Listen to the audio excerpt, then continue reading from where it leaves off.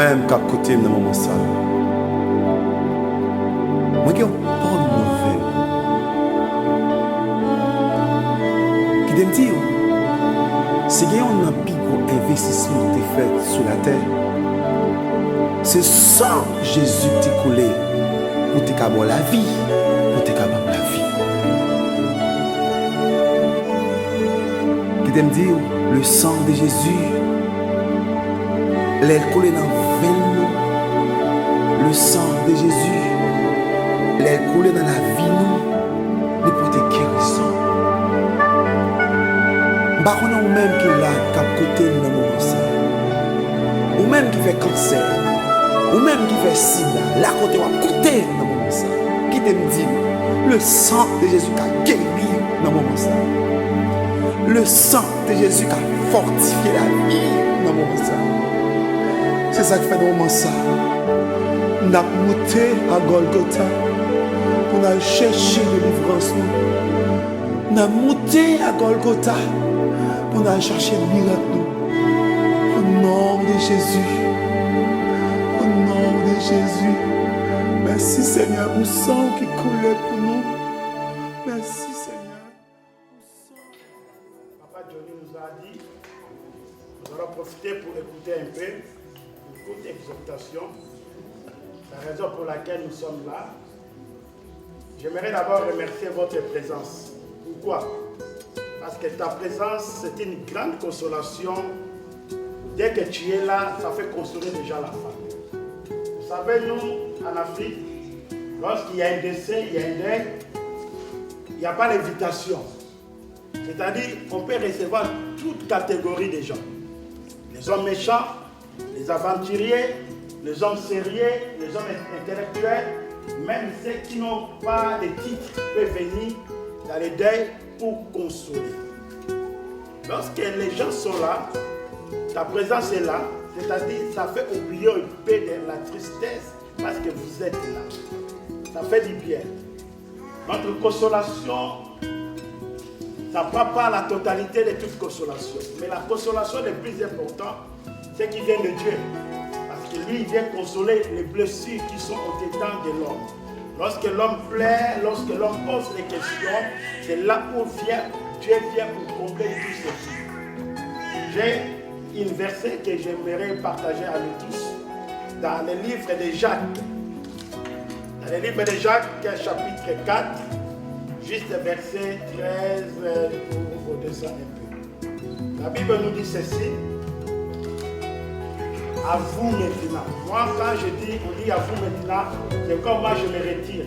C'est moi je vais un peu transformer pour nous dire à nous maintenant. Amen. Ça nous aide. À nous maintenant qui dit aujourd'hui ou demain, nous irons dans telle ville. Nous y passerons une année et nous trafiquerons et nous gagnerons.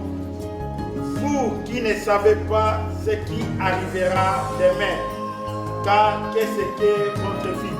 Ça c'est une question la Bible qui nous a posée. Qu'est-ce que votre vie? Qu'est-ce que votre vie? Vous êtes une vapeur, je peux dire nous sommes. Nous sommes une vapeur qui paraît un peu de temps et qui ensuite disparaît. Vous devrez, transformer, je dis nous devrons dire au contraire si Dieu le veut. C'est-à-dire, la Bible veut nous ramener à reconnaître nos vies dépendent de Dieu. Nos vies ne dépendent pas parce que nous avons un travail, parce que nous avons un grand corps, parce que nous avons de l'argent. Non. La vie dépend de Dieu. On nous parle ici à nous. Surtout nous sommes dans les périodes des vacances. Chacun de nous a déjà planifié que demain ou après-demain, je vais aller quelque part pour se reposer, pour faire quelque chose. Il y a des autres dans le cadre des affaires, on a déjà planifié que demain, je peux faire des conteneurs pour aller quelque part. Et les autres dans le cadre des visites, ils ont déjà planifié demain ou après-demain, je vais aller visiter la famille. Ce n'est pas mauvais avoir des projets. Ça, on nous parle à nous qui nous sommes en train de formuler des projets. Formuler des projets, ce n'est pas mauvais. Mais nous devons dire, si Dieu le veut. Mais pour la personne qui peut dire si Dieu le veut, c'est-à-dire si sa vie dépend de Dieu. Mais si ta vie ne dépend pas de Dieu, je pense qu'il n'a pas besoin de soutien de Dieu ou de collaborer avec Dieu. Mais si la Bible nous dit, si Dieu le veut, c'est-à-dire, je m'aurais dit, tout homme, être chrétien ou non chrétien, nos vies est dans le main du Seigneur. C'est lui qui contrôle, c'est lui qui nous prête des temps. Il a donné à chacun de nous des temps de vivre selon ce qu'il veut. Les autres, Dieu les a donné 30 ans de vie, 40 ans de vie, 50 ans comme notre papa. On nous a dit ici c'est 65, je ne sais pas qui nous dit. 75. Ah voilà, pas c'est 65, c'est presque moi. Alors il est plus âgé que nous. Amen.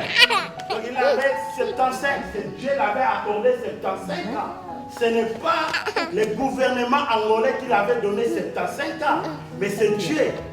Si c'était la famille, il peut continuer à vivre. Même lui-même, il ne savait pas combien de temps que Dieu l'avait donné. Je me souviens dans le livre de Psaumes chapitre 90, là où Moïse dit, Seigneur, apprends-moi à compter les jours de ma vie. Est-ce que tu connais les jours que le Seigneur t'a donnés? Est-ce que nous connaissons les temps que ça reste à notre vie? La plupart parmi nous, nous avons déjà passé 50 ans. Il y a les autres qui sont après, qui se préparent à aller dans les 50 ans. Si tu as déjà consommé 50 ans, est-ce que les restes des temps, ça reste? Est-ce que c'est encore beaucoup? Je pense que ça reste à nous, ce n'est pas encore beaucoup. C'est que nous avons utilisé, nous avons déjà utilisé beaucoup de temps. Avec le temps que nous avons utilisé, bien aimé, parfois nous avons fait des choses que je ne sais pas comment je peux dire, mais Dieu nous a donné encore la grâce. J'aimerais tourner à ce verset-là. Nous qui nous sommes en train de vivre, qu'est-ce que votre vie? La vie c'est quoi? Si on pose la question à chacun de nous, qu'est-ce que la vie? Chacun de nous a la réponse à donner. On peut dire la vie comment? Il y a des autres musiciens qui disent la vie il faut manger, boire, parce que les mecs vont mourir. Et c'est ça la vie. Tu parles de la vie c'est ça, il faut manger, il faut boire, parce que les mecs vont mourir. Non. C'est-à-dire après cette vie, il y a une autre vie que Dieu nous attend. Nous ne sommes pas éternels sur la terre. Nous sommes comme les étrangers. Nous sommes venus pour un peu du temps. La vie sur la terre est tellement très courte. Très courte. Un homme ne peut pas dépasser 100 ans pour dire que je suis en train de vivre. Vous savez, quand tu as déjà atteint 100 ans, tu as déjà fait, tu vas te retrouver dans les maisons de vieillards. Tu ne feras pas des choses que tu pourrais faire. Il y a des jeunes, il y a des gens qui vont s'occuper de toi, il faut te donner la nourriture, malgré que tu vis, tu as 100 ans, mais tu ne vis pas comme tu es maintenant. C'est le temps que tu vas dire, au moment que je suis encore fort, je peux décider, je peux faire quelque chose. Mais il y a un temps, bien aimé, tu peux vivre, mais dans quelles conditions? Vous savez, nous avons des projets. Chacun de nous, que je dis qu'il faut que je travaille pour gagner et faire une retraite qui soit bien. Est-ce que quand tu vas finir la retraite, tu vas te réjouir avec ce que tu vas passer dans l'état de retraite? Les Blancs sont intelligents. Ils savent qu'avant la retraite, les hommes, au moins, il faut avoir 65 ans. Et les femmes, je ne sais pas si c'est combien. 65 ans avec le travail que nous faisons. Aujourd'hui, maintenant, va se reposer. C'est là où les problèmes, ça va commencer. Les maladies, ça va commencer ça va te déranger. Et tu ne seras pas la même force que tu avais quand tu avais commencé le travail. Quand tu réveillais le matin, tu peux travailler 2 places à la fois, 3 places à la fois. Est-ce qu'à 65, tu peux faire la même chose? Loin de là, je ne pense pas. Il y a un temps, le corps, ça va se finir. Mais nous devons commencer à raisonner à chacun de nous avec ce temps et la vie que Dieu nous a donnée. La vie, d'abord, j'aimerais expliquer à chacun de nous. On dit, la vie, c'est comme une vapeur. Ça, c'est une définition de la Bible. C'est comme une vapeur. On se voit, depuis quelques temps, ça peut disparaître. Autre terme, on dit, c'est comme une fleur. À l'intérieur, nous voyons la beauté d'une fleur. On peut arroser la fleur, ça donne la beauté. Mais il y a un temps, la beauté, ça peut partir. Imaginez à l'âge que j'ai des photos de beaucoup de gens. Quand on était venu à Suisse, comment on était tellement de jeunes, et je voyais des femmes, comment vous étiez les jeunes belles. Mais quand je vous vois aujourd'hui, je vois aussi des changements. Je vois des changements, mais vous êtes toujours les mêmes personnes, pas la même beauté. Je ne sais pas si je me trompe. Vous êtes les mêmes personnes, mais pas la même beauté. Et les hommes aussi. J'ai vu les hommes sont venus avec beaucoup de cheveux. Maintenant, ils n'ont plus de cheveux. Ils n'ont plus de cheveux à la tête. On a des cheveux blancs quand on était venu tout sujet. Mais les temps s'avancent. Quel que soit l'Europe, quel que soit l'Afrique, les temps ne dépendent pas de nous. La vie ne dépend pas de nous. Ça dépend de l'Éternel, notre Dieu. Alors, l'Éternel, je dis chaque fois, il nous a prêté la souffle de vie. Et il va réclamer cela. Quand il aura besoin, l'Éternel va dire, mais je récupère ce que je t'avais donné. Mais après avoir l'Éternel récupéré la souffle de vie qu'il t'avait donné, il va poser la question, qu'est-ce que tu avais fait avec ce souffle-là? Chacun de nous va dire, écoutez, j'ai construit des grandes maisons en Afrique éternelle. Tu as vu les maisons là? C'est à moi. C'est bien de faire de grandes choses, de laisser des traces dans ce monde, c'est tellement bien. Mais je dis à tout homme, à toute femme, tout ce que nous faisons sur la terre, nous faisons ça pour les autres. Nous faisons ça pour les autres. Tu ne fais pas pour toi. Parce que le jour que tu vas mourir, tu vas laisser ça. Pour les autres, ils vont régner sur ça. Ils vont décider, s'ils veulent vendre, ils peuvent vendre cela. Un jour, j'étais à l'Afrique. J'ai vu un homme, un monsieur. Il a beaucoup construit. Il a beaucoup souffert pour construire sa vie. Il a construit une belle maison. Après avoir fini à construire sa maison, il se prépare le lendemain, comme il est resté, la madame la mort, il s'est présenté, il était bon, comme ça. Il n'a même pas dormi dans cette maison. On a mené le corps dans les salles de mort. Et nous savons la condition de l'Afrique, il y a parfois nous avons des problèmes d'électricité, de courant. C'était pas bien, et puis quand on a fait sortir le corps, il commence à se décomposer, c'est-à-dire ça donne déjà de mauvaises odeurs. Donc on ne peut pas garder le corps longtemps à la maison. Alors du coup, il y a la pluie, ça commence. Tout le monde se fuit dans la maison de cet homme qu'il avait construit pour se réfugier contre la pluie. Mais il y a d'autres gens de bonne volonté, on a dit, il faut qu'on amène encore cet homme pour le mettre le corps à la maison. Qu'est-ce que la famille a dit? Non, il se sent mauvais. Il faut qu'on le laisse dehors, quelque part, mais dans sa propre maison. Mais le jour-là, il y a des autres qui ont décidé, ils ont dit, tu n'as pas droit d'entrer dans cette maison, mais tu vas rester dehors. Nous, on va rester dedans à cause de la pluie. J'ai dit, cet homme-là, s'il va réaliser tous les efforts qu'il avait fait, pendant l'hiver, il se réveille le matin pour aller se bosser. Il voyait que non, moi je suis robuste, je suis fort, je bosse.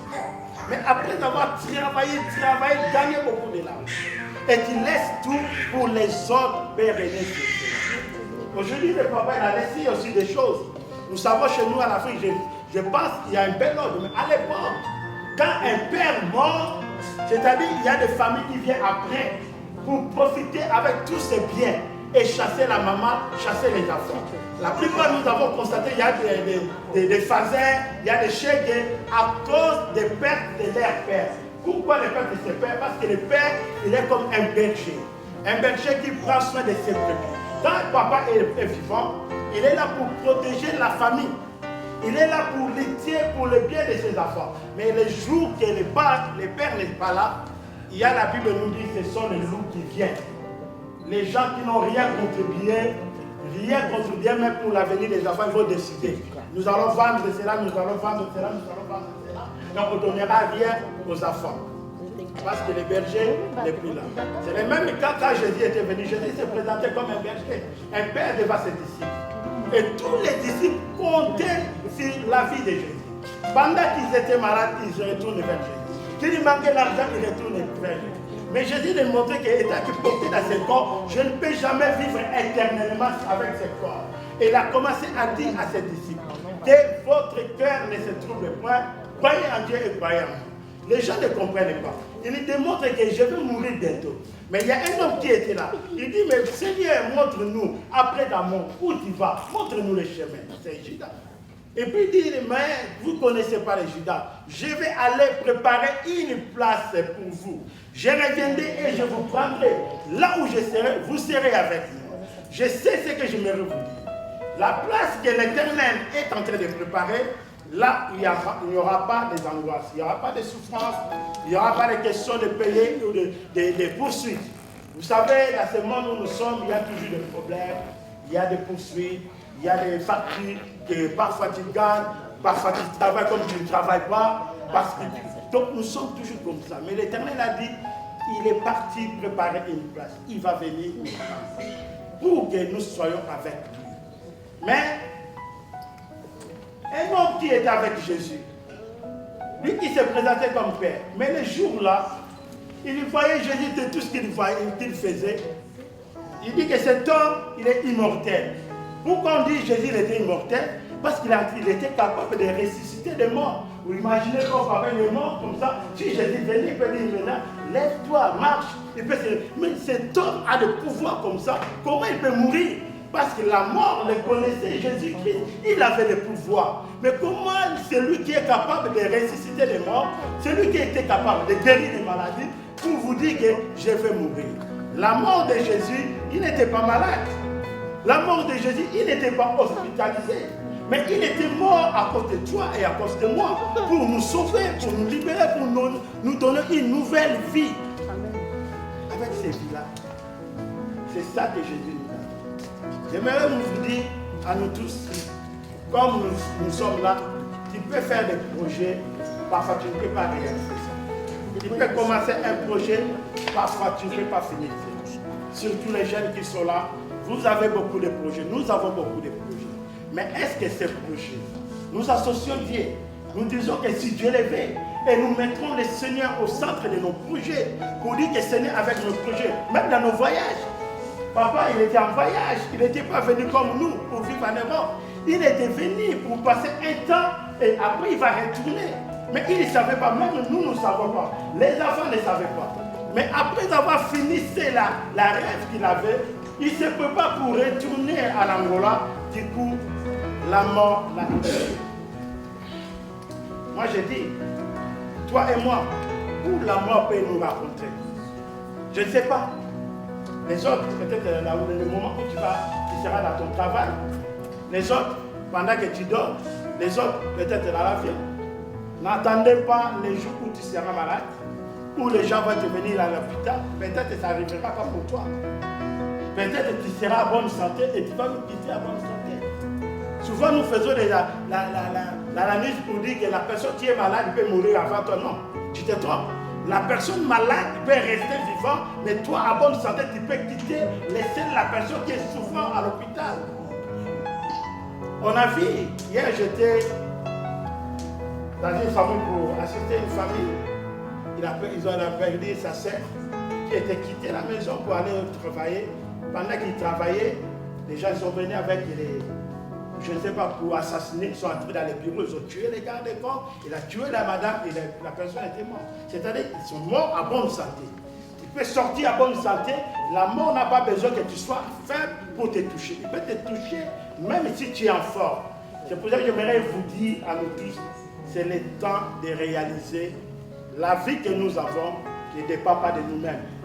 La vie que nous avons dépend de celui qui nous a créés, dépend de Dieu. C'est aujourd'hui que nous devons commencer à analyser par rapport à notre vie. Et aujourd'hui, nous sommes en train, moi je dis, papa sera atterré avec honneur. Parce qu'il a vu des choses, les yeux qu'il attendait de voir. Il a vu des mariages de sa petite fille. Est-ce que toi, tu peux avoir les mariages de ta petite fille ou de ton petit-fils? Est-ce que tu peux voir ça? Je ne sais pas. Mais lui, il avait vu ça. Il a réalisé les rêves. Il a pensé un jour de venir en Suisse. Il était en Suisse. Il a vécu l'Europe. J'ai dit, son âme repose en paix. Mais il y a d'autres rêves. Peut-être que tu ne peux jamais réaliser ça. Il y a d'autres rêves que tu ne peux jamais réaliser ça. Mais tout dépend de Dieu. Vraiment, j'aimerais dire à nous tous, c'est le temps de commencer à faire un peu l'analyse par rapport à notre propre vie. Nous avons fait des choses que nous pouvons faire. Maintenant, c'est le temps de toi de décider par rapport à toi. Si la mort te touche aujourd'hui, quelle sera ta position? Si l'Éternel va te demander qu'est-ce que tu avais fait avec le souffle de vie, avec ces souffles de vie, parce que tu n'as même pas le temps. Tu n'as pas le temps. On n'a pas le temps. Si on te dit, demain dimanche, nous avons l'église, tu vas dire que non, je n'ai pas le temps.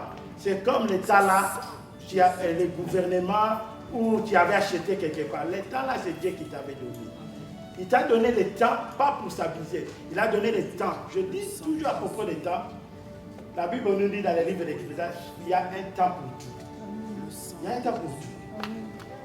C'est-à-dire, tu peux voir comme nous travaillons toujours avec l'État. Même si tu es au travail, tu ne peux pas passer tout le temps parce que tu vas travailler par rapport au temps de contrat que tu avais fait. Si tu travailles 100%, tu sais que 100%, je vais travailler 8 heures. C'est-à-dire le temps, ça va limiter 8 heures à 9 heures, je finis mon travail. C'est comme l'Éternel a dit, le temps qu'il nous a donné, il y a un temps, il va dire maintenant c'est bon, le temps s'arrête là, il n'y a plus de temps pour toi de continuer. Avec ton argent, avec notre argent, nous ne pouvons jamais ajouter même une seconde à notre vie. Impossible. Mais pose la question, après la mort,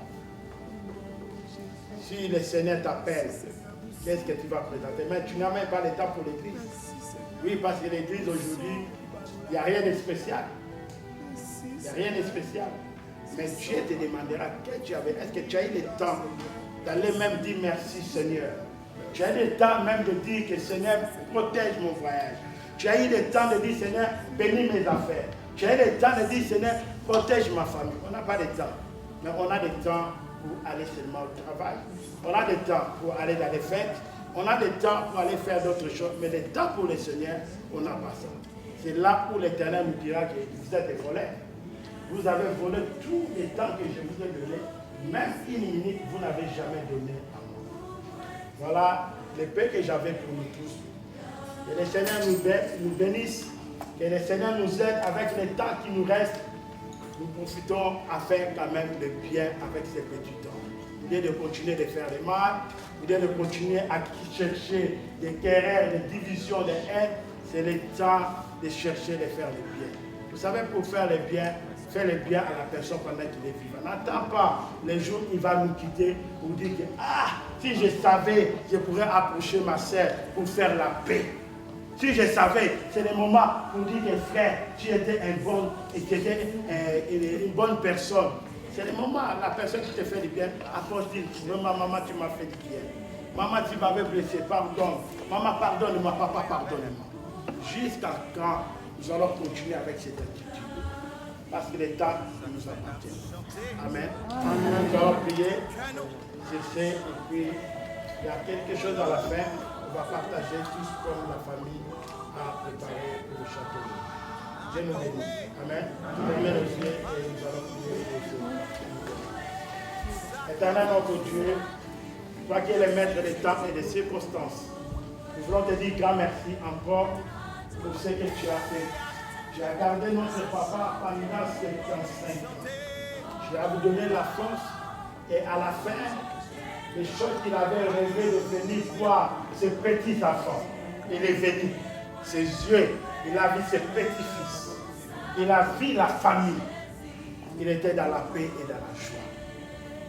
Nous voulons bénir tout ce programme qu'ils sont en train de faire dans la famille. Et bénir chacun de nous que nous avons écouté cette parole. Lorsque nous allons retourner, chacun de nous va commencer à mettre un peu l'ordre par rapport à sa parole. Quand tu as dit, il y a un temps pour tout. On a un temps, on a fait les mal. Il y a un temps que nous allons faire aussi des biens. Il y a un temps, on a pleuré, il y a un temps, on peut sourire. Bénis ce moment. Et bénis tout le monde qui sont venus dans ce lieu pour consoler la famille.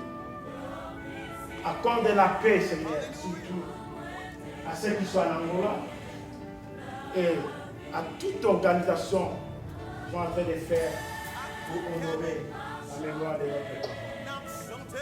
Bénis tout jusqu'à le retour de son corps. Au nom du Seigneur Jésus-Christ. Amen. Amen. Merci, Seigneur.